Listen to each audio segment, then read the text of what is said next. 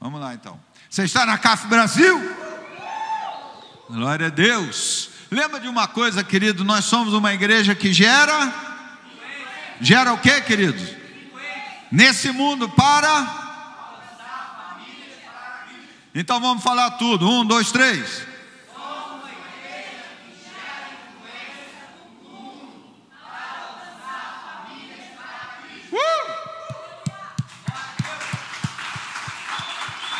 Glória a Deus.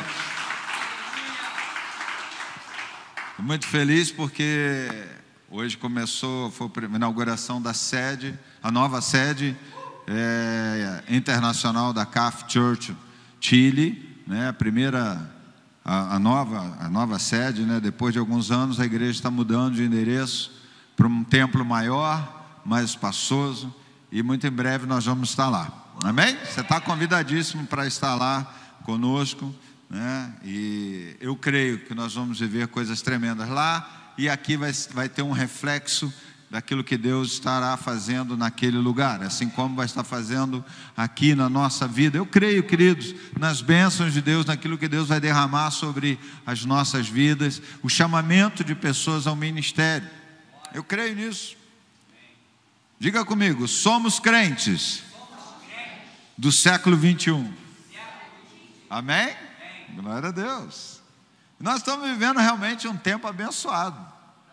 Nós estamos vivendo um tempo abençoado. Sabe, irmãos, eu sou muito grato a Deus pela igreja que o Senhor tem nos dado, e por isso o nosso amor tem sido derramado sobre esta igreja, as nossas orações, o nosso clamor, né, pedindo a Deus que Deus faça com que as pessoas entendam o propósito dessa igreja, que é um propósito simples. Nós precisamos, a igreja tem que gerar influência, querido. Nós somos chamados por Deus para influenciar nesta terra. Nós somos chamados pelo Senhor, pelo Cristo de Deus, para gerarmos influência nessa terra. Porque se nós não geramos influência, nós não estamos cumprindo o papel que Deus nos chamou.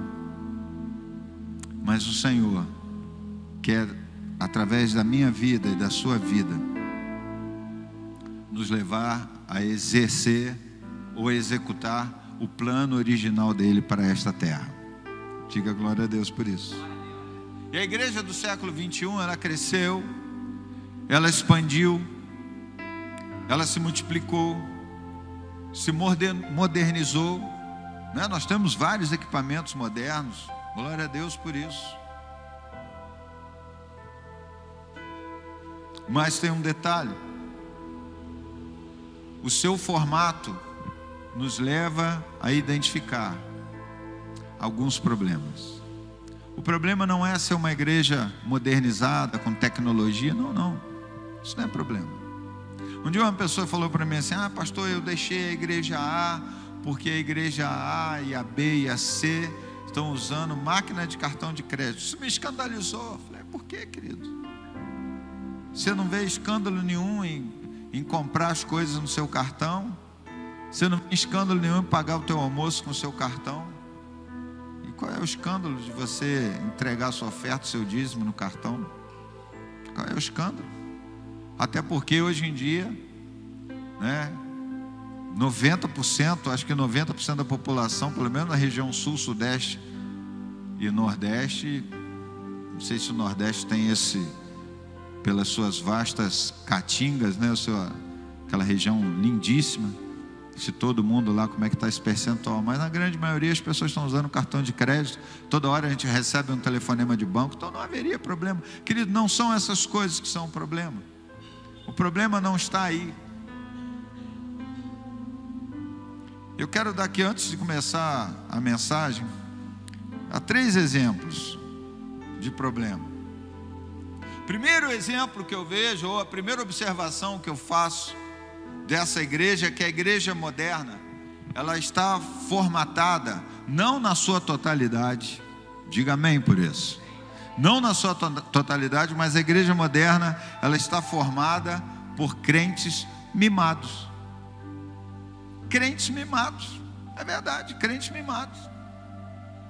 Na sua grande maioria hoje, Não na totalidade, mas a grande maioria é uma maioria de crentes mimados. Não conseguem exercer o papel para o qual Deus os chamou. E quando não consegue exercer o papel para o qual Deus os chamou, existe uma pessoa, a primeira pessoa que eles culpam, quem é? Quem? Não. Eles nem lembram de Deus. A primeira pessoa que eles culpam, pastores, são os culpados. E daqui a pouco nós vamos ver que eles não deixam de ter razão. Então isso transforma, faz com que esse tempo seja um tempo muito difícil para a igreja protestante no Brasil e no mundo. Não é uma característica brasileira, mas é uma característica que tem sido observada no mundo. Eu sei porque eu tenho amigos pastores em outras nações, nos Estados Unidos, e os amigos deles lá falam disso. Tem pastora, amiga nossa de Portugal, que já esteve aqui, e outras nações. No Japão não é diferente. Sabe, meus irmãos,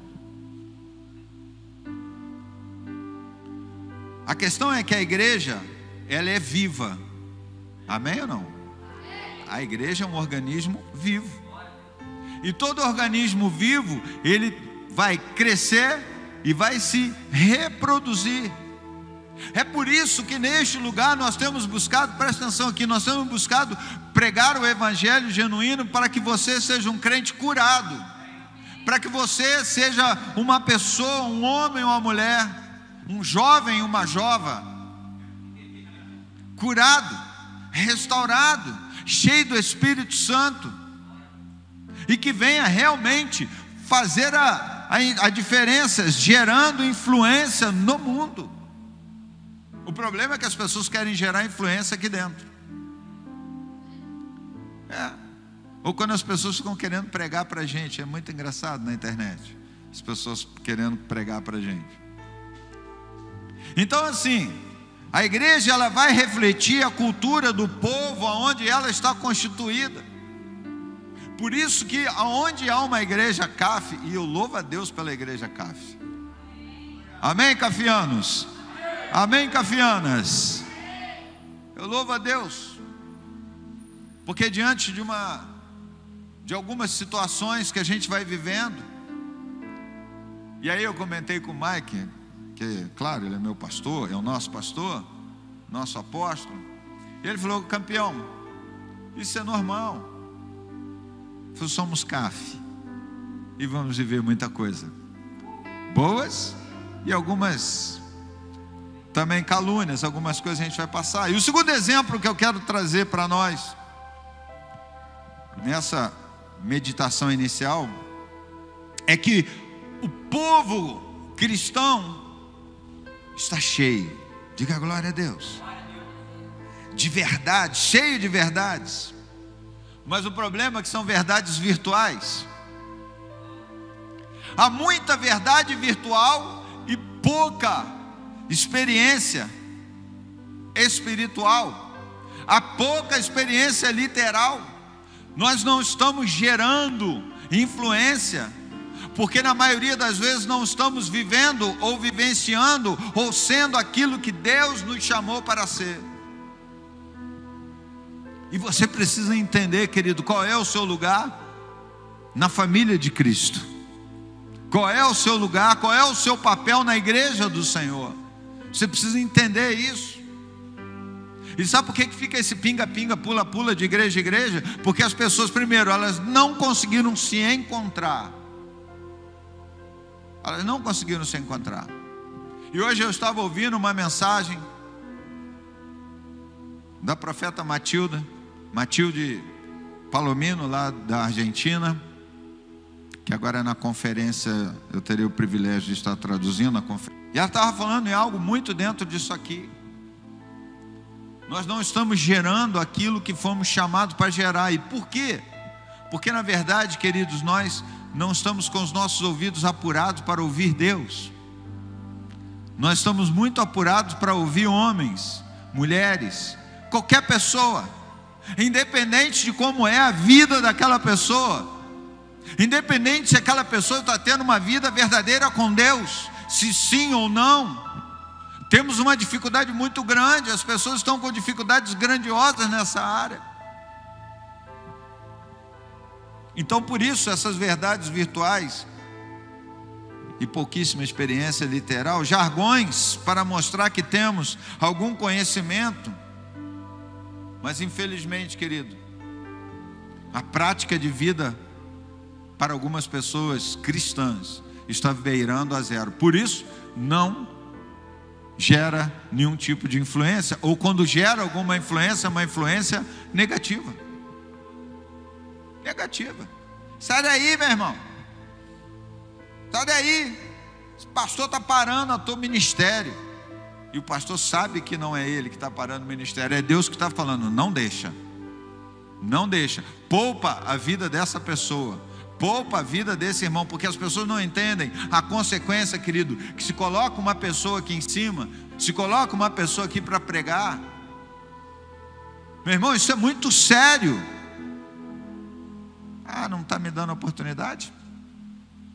A igreja ali de baixo ali me dá oportunidade, a igreja lá não sei de onde me dá oportunidade. Meu irmão, a vida de um crente não é oportunidade, é o que você faz com a sua prática daquilo que você tem recebido. A oportunidade não sou eu que dou, a igreja não é minha, entenda isso. Primeiro que aqui não é uma igreja de oportunidade. Ah, pastor, eu quero oportunidade. Você está frequentando os cultos, amado? Você é dizimista, você é ofertante, você é um defensor dos pastores, os pastores aqui da CAF e os pastores aí da tua igreja. Porque se você não está nesses quesitos, querido, você não pode reivindicar nada. Você é um conhecedor da palavra de Deus, não é recitador de palavra, não é postador de palavra de Deus em Facebook, em rede social, não. Você vive a palavra de Deus, você está vivendo a palavra de Deus. Porque se você está vivendo a palavra de Deus e você se enquadra dentro disso, você pode reivindicar. Mas você precisa fazer uma reflexão muito séria, muito profunda, e entender, querido, se é o seu tempo. Se é o seu tempo. Vocês sabem da nossa história. Fiquei 2 anos num ministério, aonde o pastor, no dia que eu pedi para membrar, ele falou: eu sei que você é pastor e eu não vou te reconhecer aqui. Aqui você não vai ser pastor. Sabe disso? Sei. Você vai aguentar isso? Falei: fique em paz, eu não estou atrás, eu sei quem eu sou, fique tranquilo. E aguardei, querido, o tempo que Deus mandou eu aguardar, eu aguardei. A gente precisa aprender a respeitar o tempo de Deus, mas está demorando muito, querido. Davi foi ungido rei. Quantos anos Davi esperou? Quanto? A vida de um adolescente. E depois de ser ungido, querido, ele volta exatamente para fazer aquilo que ele fazia no dia que foi ungido. Chama lá o menino. Veio o menino, ungiu, almoçou, acabou de almoçar, profeta, me abençoa, estou voltando para o meu trabalho. Voltou para o campo para trabalhar. Precisamos entender esses princípios. Esses princípios são poderosos, querido. É isso que vai fortalecer o teu chamado, o teu ministério. Terceiro e último, para a gente começar a pregar. Uma geração que não se submete, não se compromete, não teme as sagradas escrituras, e pior, se não teme a palavra de Deus, irmão, não teme ao autor dessa palavra. Mas querem cargos, mas querem função. Esse diagnóstico fica visível por conta do nível de envolvimento e comprometimento das pessoas com a obra de Deus. Com a obra de Deus. E aí a pergunta para você pensar, querido, qual tem sido o teu nível de comprometimento? Não, pastor, não, você não sabe da minha vida. Não, eu não estou querendo saber. É você e Deus, querido. Cada um de nós sabe como que nós estamos envolvidos com Deus. Cada um de nós conhece a nossa área de dificuldade. Não adianta botar uma veste de crente e vir para a igreja. Não adianta botar uma veste de muito santo e vir para a igreja. Não adianta, querido, todas essas coisas. Porque Deus não está preocupado com isso. Deus está preocupado como vai o teu coração. Aonde está o teu coração? Porque aonde ele estiver, ali está o seu tesouro. Então, se o teu coração está na obra de Deus, ali está o seu tesouro. O que eu estou querendo dizer com isso? Na verdade, estamos vivendo uma grande crise. Falta de crente firme, falta de crente forte, falta de crente valente, que sabem lutar e que não fogem à repreensão. Mas eu louvo a Deus pelos guerreiros e guerreiras que Deus tem nos dado neste lugar. Você que é um guerreiro, uma guerreira, dá um aplauso ao Senhor. Glorifica o nome dEle.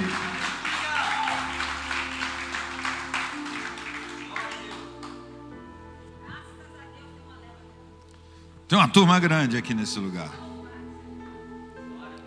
Aliás, querido, eu não tenho que reclamar desta igreja. Eu agradeço todos os dias a Deus por essa igreja. E eu quero te mostrar como isso é perigoso. Abra a Bíblia aí comigo em Juízes, capítulo 3, versículo 1. Juízes, capítulo 3, versículo 1. Olha como isso é perigoso, irmão.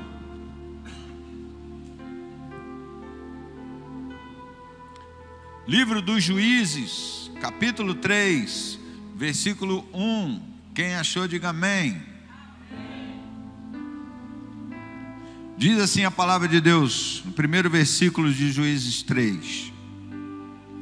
Estas são as nações que o Senhor deixou ficar, para que por meio delas venha provar a Israel, a todos os que não haviam experimentado nenhuma das guerras de Canaã, tão somente para que as gerações dos filhos de Israel delas aprendessem a guerra, pelo menos os que dantes não tinham aprendido.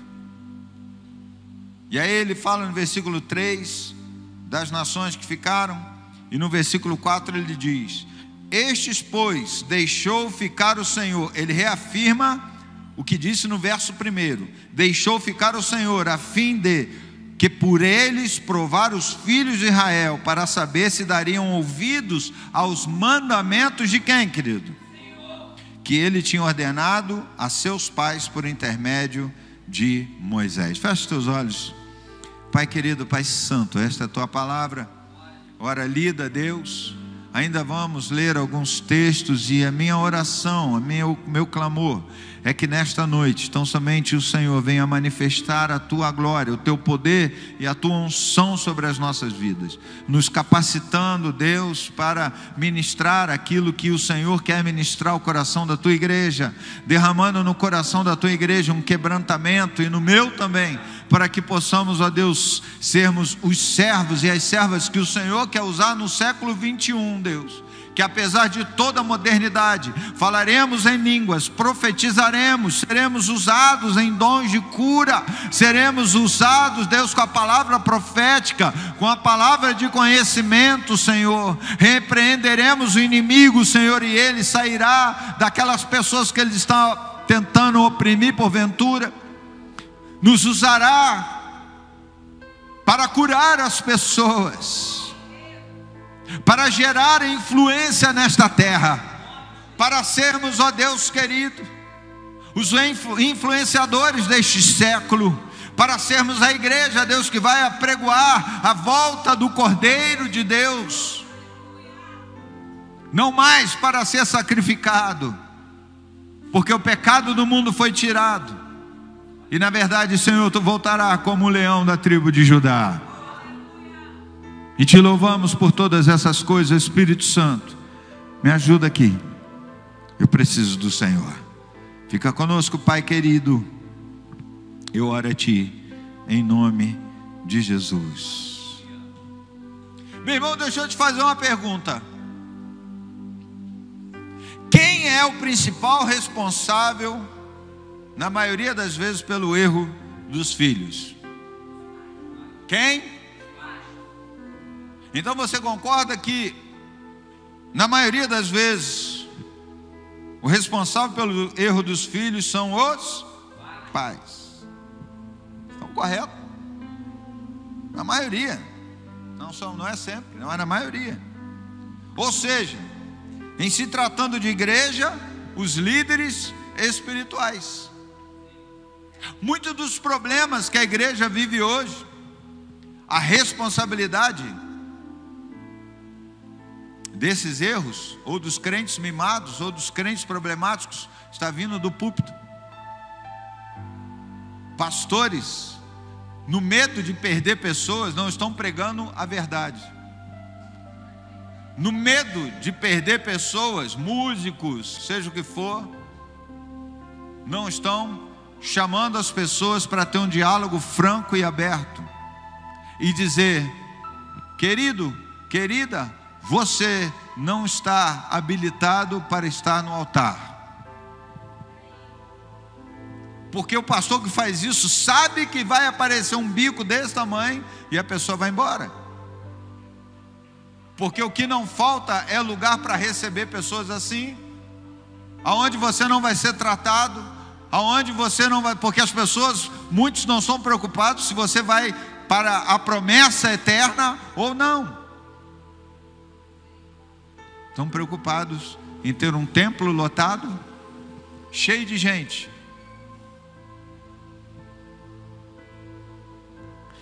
Agora Deus me falou algo aqui, ó. Quando não preparamos nossos filhos espirituais para as batalhas e ficamos apenas mimando com as bênçãos, Deus fará aquilo que nós não fizemos. Se nós pastores ficarmos apenas mimando, Deus vai fazer, Deus vai te abençoar. Mas pastor, não importa não, Deus é maravilhoso, estamos no tempo da graça. Não, isso não, meu irmão, fica tranquilo, vem como está, permaneça do jeito que está. Um dia, se você quiser mudar, muda. Mas eu estou precisando de gente aqui para o altar. Não, meu irmão. Se você não trata, pastor e líderes que estão aqui, se você não tratar as pessoas que Deus te colocou para cuidar, Ele vai assumir esse serviço.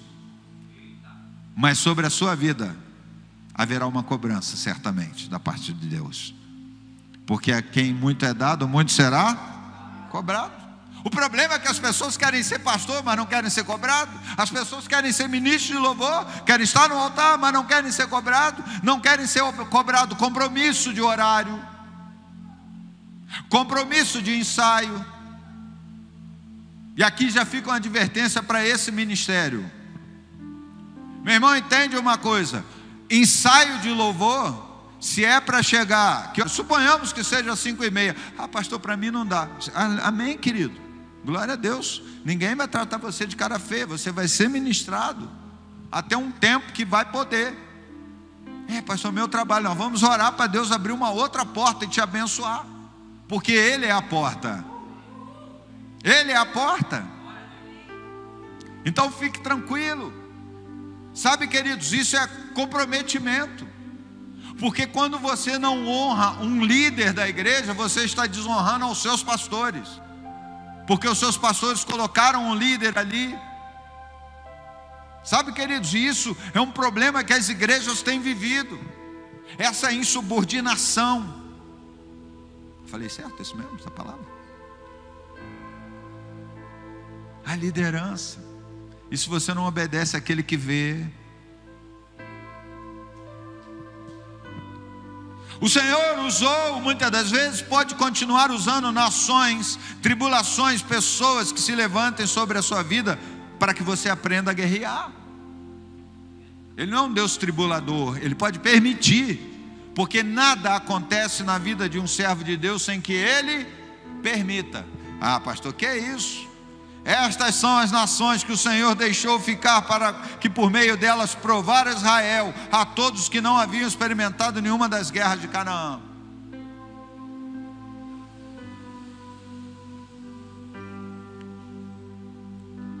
A segunda parte do versículo 2 ele ainda diz assim: pelo menos os que não tinham aprendido. Meu irmão, se você não aprendeu ainda, Deus vai te ensinar. Se você acha que eu e a pastora não temos o know-how para te ensinar, eu deixo Deus fazer esse papel. Glória a Deus por isso. Diga glória a Deus. Precisamos conhecer o mundo espiritual, sim. Eu não estou falando, querido, de ficar na igreja falando o nome de tudo é quanto demônio que existe na face da terra. O mundo espiritual vai muito mais além de demônio. Quando eu falo mundo espiritual, eu não vou dar esse cartaz todo para demônio, porque demônio tem um jeito de lidar com ele. Em nome de Jesus, sai. É assim. Se você está revestido do poder de Deus, em nome de Jesus, sai. Não se negocia com o demônio. Não se negocia. Precisamos aprender isso, querido. Jesus nem conversava, ele nem olhava. Filho do Deus Altíssimo, o que temos contigo? Jesus respondeu: ainda não é chegada a nossa hora, deixa-nos entrar nos porcos. Jesus só faz assim, ó, vai. E continua fazendo o que ele está fazendo. Porque, querido, presta atenção numa coisa: o demônio, quando começa nas igrejas a querer fazer gracinha, é para tirar a centralidade de Cristo do culto. Você já viu que aqui em raríssimas oportunidades aconteceu isso? Porque no Espírito a gente já entra aqui e já repreende. A gente já repreende, querido. É uma igreja fraca. Não, não, querido, nós somos uma igreja forte. Nós somos uma igreja forte no Senhor. E repreendemos, porque o tempo que nós temos para estar na casa do Senhor é muito pouco para a gente perder com o demônio. Nós precisamos investir no Senhor. Nosso tempo tem que ser investido no Senhor, clamando a Ele, orando a Ele, adorando a Ele. E toda vez que a gente perde 10 minutos, 5 minutos do tempo expulsando alguma coisa, por isso que Deus já me deu alguns valentes aqui, que se acontecer isso, vai chegar e vai só no ouvidinho e falar assim: eu sei quem está aí, sai agora em nome de Jesus. E vai sair. Porque a palavra de Deus diz que os demônios têm que se submeter à autoridade do nome de Jesus. E precisamos conhecer o mundo espiritual, dizia eu. E ainda que você desconheça o mundo espiritual, isso não vai impedi-lo de agir sobre a sua vida. Isso não impede o mundo espiritual de agir sobre a sua vida. Muitas pessoas não creem em Deus, mas Deus está protegendo e guardando, porque lá na frente Ele tem um projeto santo naquela vida. Eu estou falando de experiência própria, querida, porque hoje eu consigo reconhecer todos os livramentos que o Pai me deu. Porque Ele olhou cá para 2018, Ele falou: lá para 2018. Eu acho que é esse ano que eu faço 10 anos de ministério, né? Nós, né? Olha, lembrei. Porque, meu irmão, eu vou ler, Apocalipse 3:21 diz: ao que vencer, eu lhe concederei que se assente comigo. Ao que vencer. Existe uma batalha que está sendo travada o tempo todo nas regiões celestiais, e por isso precisamos estar em constante oração intercessória. Precisamos estar orando pela igreja. E Deus tem levantado pessoas neste lugar para estarem orando. Revelado a algumas pessoas o que acontece com os pastores quando saem daqui. Isso é tremendo. Hoje eu tive uma conversa com uma pessoa que ela foi falando: ó, pastor, Deus tem me mostrado que quando o senhor vai daqui, e falou algumas coisas que estão só no meu coração, nem no coração da minha esposa, e a pessoa nem sabe que Deus usou ela dessa maneira tremenda. E eu louvo a Deus por isso, querido. Pessoas que estão dentro da igreja no anonimato, mas trabalhando poderosamente para Jesus. Eu fico imaginando o Senhor com os anjos falando: olha lá, ó, tá vendo aquele ali, ó, tá vendo aquela ali? Aquilo ali é uma das colunas fortes daquela igreja. Os anjos vão dizer: mas Senhor, está lá quietinho, está lá quietinho. Mas ouve o que está chegando aqui. Pai, em nome de Jesus, está ali teu servo, está ali tua serva, ministra sobre ele, guarda ele do inimigo, protege ele nessa hora. Pai, vai abençoando, vai derramando o teu espírito, para que ele possa falar o que está no teu coração. E não está ganhando medalha, querido. Isso aí, não na terra. Mas cada oração que faz essa, o pai da ordem fala: ó, bota mais um negócio bonito aí para quando essa pessoa chegar. Eu quero um negócio bem bonito para ela viver. Diga glória a Deus. Essa batalha, querida, espiritual, acontece quando você executa a palavra de Deus com fé. Você tem vitória. Quando executa a palavra de Deus com fé, você começa a experimentar vitória na sua vida. Diga glória a Deus por isso. Crendo, você toma posse no mundo espiritual daquilo que por direito nós já perdemos em algumas questões, mas tomaremos posse em nome de Jesus. E a isso se dá o nome guerra espiritual. Guerrear no mundo espiritual, repreender o mundo espiritual. E é assim que vamos estabelecer o senhorio de Cristo nas nossas vidas pessoais, na igreja, na nossa família. Pastor, estou vivendo uma luta dentro da minha casa. Qual tem sido o teu nível de comprometimento com a casa de Deus? Qual tem sido? Porque de acordo com o nível do teu comprometimento com a casa de Deus, meu irmão, Deus vai cuidar de todos os problemas da tua casa. Vai, em nome de Jesus vai. Eu creio nisso. Entenda uma coisa, meu irmão, minha irmã. Satanás é desde o início o violador das leis de Deus. Ou melhor, ele violou a primeira e grande lei e depois ficou trabalhando no coração das pessoas, na vida das pessoas, usando essas pessoas como instrumento.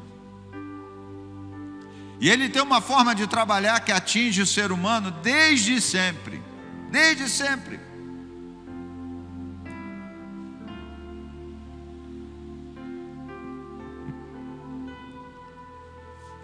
Uma forma que ele tem de trabalhar chama-se poder.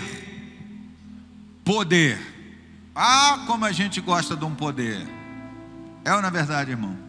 A gente gosta de um poder. Todo mundo gosta. Todo mundo. Isso mexe no mais íntimo do ser humano. Guerras são construídas para medir poder. Medir poder. Famílias são destruídas em briga de poder. Igrejas vivem problemas seríssimos nos dias de hoje por disputa de poder. Se o pastor destitui um líder, não é por nada, querido.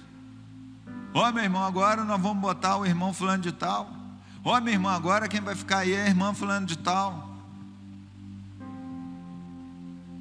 Não é porque você é ruim, não é porque você é mau. Não, meu irmão. É dar oportunidade para treinar outras pessoas. Porque a hora que nós formos abrir a próxima igreja... Não, Paulo. Aumenta o som aí, vai. Isso. Na hora que a gente for abrir a próxima igreja, vai ter mais gente pronta. Vai ter mais gente pronta. Eu louvo a Deus.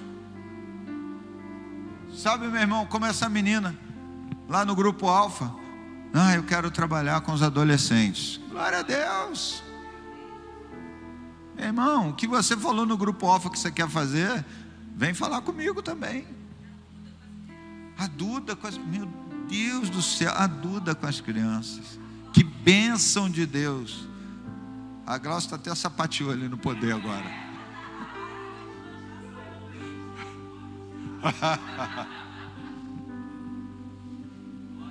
Rapaz, está vendo como a igreja do Senhor, meu irmão? A igreja do Senhor, meu irmão, tem um lugar para você na obra de Deus. Tem um lugar para você, fique tranquilo. Eu já disse, o poder ronda o imaginário do ser humano desde a criação. Lembra daquele papo da serpente? E foi em cima da palavra de Deus. E acontece a mesma coisa nesse tempo. Não estou chamando ninguém de demônio não, pelo amor de Deus. As pessoas ficam usando a palavra de Deus para justificar, muitas das vezes, a sua insubordinação. Porque não quer se submeter, não quer estar submissa na mesma missão. Porque eu sou submisso ao Senhor, querido. Eu me submeto ao Mike e à Romina, porque nós estamos na mesma missão, alcançar famílias. É isso que nós estamos aqui. Hoje nós vamos receber uma família aqui. Gênesis 3 está lá, versículo 5: porque Deus sabe que no dia em que comerdes desse fruto, vossos olhos abrirão e sereis como Deus, conhecendo bem o mais. Olha o Satanás trabalhando. Que é isso? Você tem potencial para ser pastor. Sai daí. Estão segurando o seu ministério. Meu irmão, o ministério não é teu. O ministério não é teu. É do Senhor. Você não tem nada, querido. Nós não temos nada. Nós fomos apenas chamados. Nós somos mordomos para cuidar daquilo que Deus nos entrega. Então não precisa se preocupar. E não é mudando de igreja, pulando daqui para lá, que seu ministério vai aflorar. O ministério verdadeiro flui no tempo do Senhor. Flui no tempo de Deus. E Satanás fica falando aquilo que Deus falou. Só que ele dá uma distorcida. E a mulher, vendo que aquela árvore era boa para comer, agradável aos olhos, e árvore para dar entendimento, tomou do seu fruto, comeu e deu ao seu marido. E o bobão também comeu. O bobão ainda comeu. Meu irmão, você acha que nessa atitude está apenas um pequeno ato de desobediência? Não, meu irmão. Isso é rebelião contra a palavra de Deus. Isso é rebelião contra o líder que todo dia tirava um tempo para vir conversar com eles, para fazer carinho a eles. É como a gente vê nos dias de hoje. O pastor cuida, pega a ovelha do jeito que está, rejeitada, ninguém quer. Você vai lá, pega, cuida, limpa, trabalha, cuida das feridas. Não, meu irmão, não, minha irmã, não é assim não. Vamos orar por você, Deus vai restaurar a sua vida. Vamos junto, vamos caminhar. A primeira coisa que o pastor, aí quando fica limpinho, cheiroso, alguns ainda nem estão tão cheirosos. Quando o pastor fala, filho, mas isso aí você não pode fazer não. Olha aí, olha o demônio falando na boca do líder, ó. É assim. Bota dedo na cara do pastor. Você não sabe que eu já passei dentro daquele gabinete. Aí bota dedo na cara do pastor, o pastor fala, baixa esse dedo. Pronto, é o motivo para ir embora. Agora eu tenho aval para meter o pé da igreja. O pastor gritou comigo. Gritou com a minha mulher. Agora, querido, pensa no quanto Deus ama a sua criação. Se fosse apenas uma simples desobediência, uma coisa imatura, se acha que Adão e Eva não cometeram alguma desobediência imatura, meu irmão? A Bíblia não registra, mas possivelmente tem um errado em alguma coisa. E Deus vinha todo dia para tratar com eles. Sabe por que a gente precisa todo dia ter um lero com Deus? Para Deus tratar com a gente, para Ele dar uma paradinha. Assim como a gente raspa a barba, corta o cabelinho, de vez em quando a gente precisa estar lá visitando, de preferência todo dia, né? O tempo todo, para ser aparado por Deus. O problema é que ser aparado por Deus às vezes dói, e é mais fácil receber um carinho. Não, você é um homem de Deus, você não precisa disso não. Você é uma mulher de Deus, que aí, Deus te usa. Usa mesmo. A coisa mais séria aqui nesse caso de comer o fruto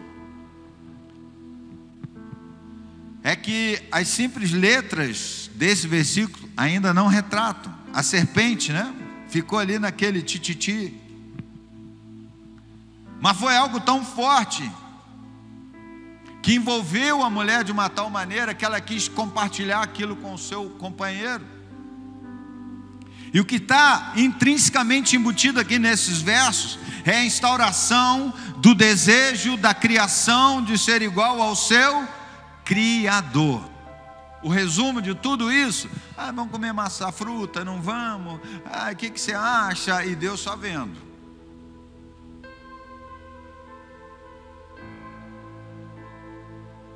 Era a árvore do conhecimento. Agora, meu irmão, pensa bem, você precisa de mais algum conhecimento, tendo o Espírito Santo de Deus, tendo Deus vindo falar com você todo dia. Você precisa de mais conhecimento espiritual para quê? Isso é Deus vindo falar contigo todo dia. Querer ser igual ao seu Criador, ou seja, poder. A primeira queda veio por conta do poder. A desobediência se deu por conta do poder. Ser igual a Deus. Deus falou isso, porque se você comer, você vai ser igual a Ele. Vai ter poder para criar tudo. E hoje em dia o homem tem criado muita coisa mesmo. Tanta coisa que ele criou que está afastando ele da presença do Criador. E nós devemos orar e ter cuidado com isso, porque esse problema acontece nos dias de hoje. Satanás, parece que meio que ele conseguiu botar um defeitinho lá no DNA do ser humano moderno, do crente moderno. Achamos, muitos de nós creem mesmo, que podem ser igual a Deus, ou querer sentar acima do trono de Deus, porque é isso que Satanás queria, estar acima do trono de Deus. Vai lá ler a Bíblia. O maior pecado que Satanás gosta no homem é a vaidade. Vaidade. Se você olhar no dicionário, vaidade é a qualidade daquilo que é vão, fútil, insignificante, que só existe na fantasia, é falso, ilusório e inútil. E pode ser também um desejo imoderado de atrair admiração e presunção. Qualquer semelhança com Satanás não é mera coincidência. É ele mesmo. Vaidade no hebraico advém de duas palavras: Rabel, Shavá. Rabel, Shavá. Eu não sei falar hebraico não, desculpa. Que significa vazio e oco. Vazio e oco. Vaidade é algo vazia e oca. No Antigo Testamento estava relacionado ao abandono do único Deus verdadeiro e à busca de ídolos que não podiam satisfazer as necessidades de Israel pelo simples fato de não existirem. A adoração a ídolos então tornou-se sinônimo de vaidade, pois era como se o povo israelita estivesse buscando ajuda no vazio. Vaidade é algo muito mais perigoso do que o desejo de cuidar do seu visual. Meu irmão, vaidade não está ligada ao cuidar do seu visual. Isso é vaidade. Cortou o cabelo, fez a barba, a irmã botou um brinquinho, passou um batom. Ih, a irmã está vaidosa. Botou uma pulseirinha, vaidosa. Tentaram até carimbar o passaporte da pastora para o inferno, porque ela usava uma pulseira uma vez. E ela vai para o inferno, ela usa pulseira.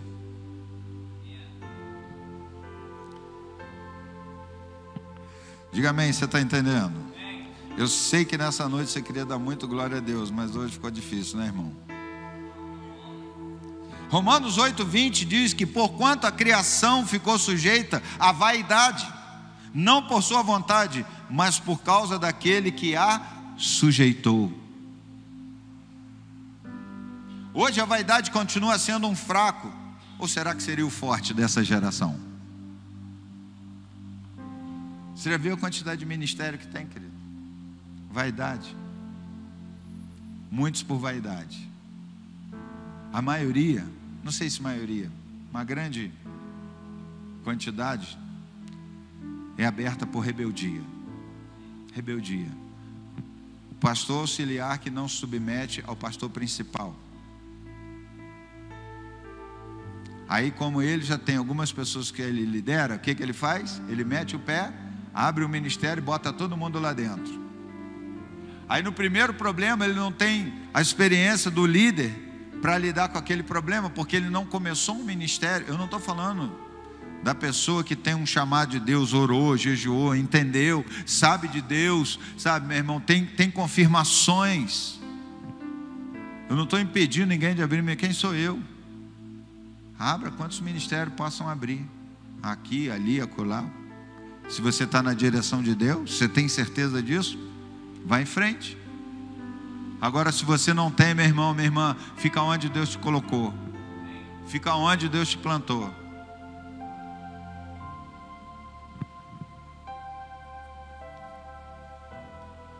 Muitas das vezes esquecemos princípios que são a base do cristianismo. Honra, meu irmão, como as pessoas estão confundindo esta palavra honra. Entendimento, entender a palavra de Deus, entender para que Deus te chamou, o que Deus quer fazer através da tua vida, o que Deus entregou na tua mão, meu irmão, o que você está fazendo com o que Deus entregou na sua mão. Eu confesso para vocês, meu irmão, que eu ando me esforçando. Eu tenho que me esforçar, todo pastor sabe disso, o quanto tem que se esforçar para fazer a vontade de Deus. Hoje mesmo eu vim numa peleja com Deus. Viu que eu vim quietinho no carro? Você acha que eu queria pregar isso aqui, irmão? Eu queria pregar Deus vai encher a tua vida de bênção, de ouro, de graça, de misericórdia. Graça e misericórdia vai ter. Deus vai te mudar, porque Deus vai fazer, Deus vai fazer tudo, meu irmão, mas a palavra para hoje é essa aqui. É essa aqui, meu irmão. É isso que te leva para a presença dEle. Isso eu tenho certeza. Palavras como essa, assim como eu, tem centenas de pastores e pastores aqui nessa cidade pregando isso hoje. Eu louvo a Deus por isso. E uma meia dúzia ou uma dúzia de loucos pregando loucura.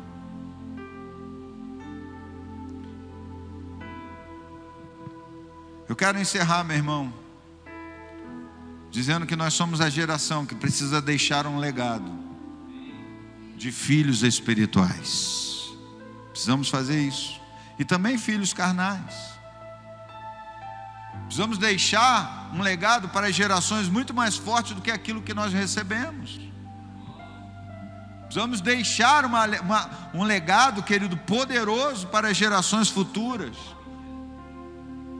Meu irmão, cadê a palavra, as palavras proféticas de que o Brasil seria o celeiro de missionários do mundo? Cadê? Eu ouvi tanto isso nos anos 2000. Lembra disso, amor? Como nós ouvimos isso? E por que não temos tantos missionários? Por que não temos tantos evangelistas? Meu irmão, eu tenho orado a Deus para me dar evangelista. Nós estamos ali cheios de coisa para fazer evangelismo na praça. Que a Patrícia deu a ideia da gente fazer aquele negócio, né, Glaucio? Estamos trabalhando isso aí, né? Nós vamos fazer evangelismo ali na praça. Eu espero em Deus. Eu tenho orado, irmão, e tenho pedido a Deus: Senhor, envia evangelista, envie missionários, pessoas com chamado missionário para a gente enviar.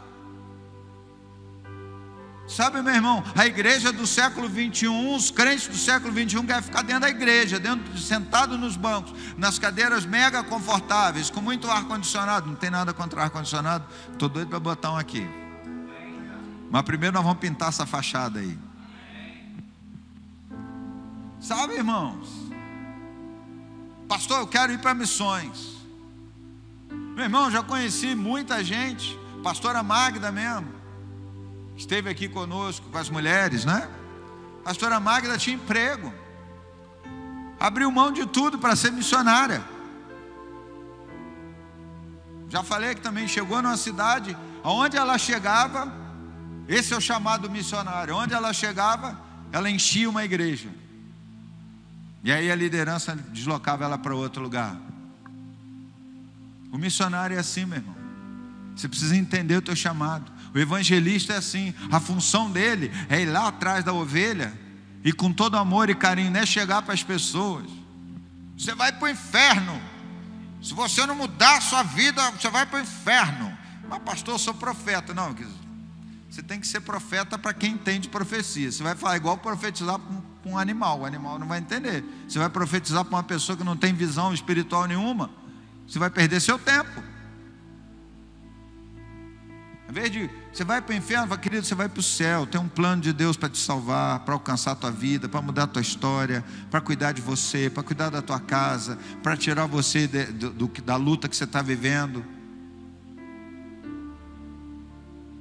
Sabe, meu irmão, nós precisamos reaprender a fazer coisas que no passado eu conheci muitas pessoas fazendo e me admirava de ver as pessoas saírem. E num passado recente, querido, coisa de 20 anos atrás. Você vê como eu sou jovem. Vamos para tal lugar evangelizar. Eu já arrumava uma caravana, meu irmão, já dava um jeito, ia todo mundo.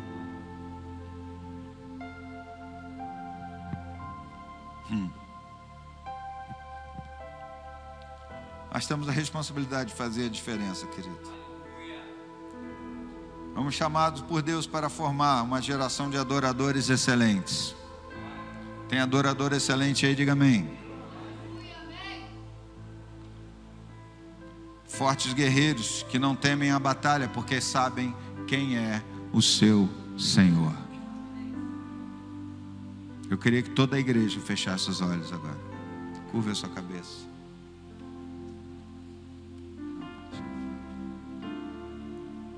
Eu quero que você ore a Deus. Eu quero te pedir para você orar a Deus agora, meu irmão, minha irmã.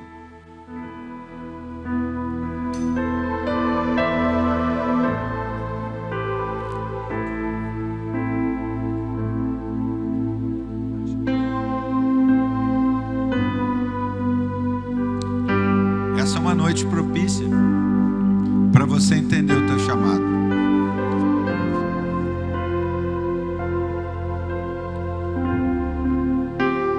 Para você ouvir a voz de Deus. Como eu disse no início, o problema é que muitos de nós não conhecemos a voz do Senhor. E se você não conhece a voz do Senhor, esta noite Deus quer se dar a conhecer a você e a mim. Ore mais um pouco.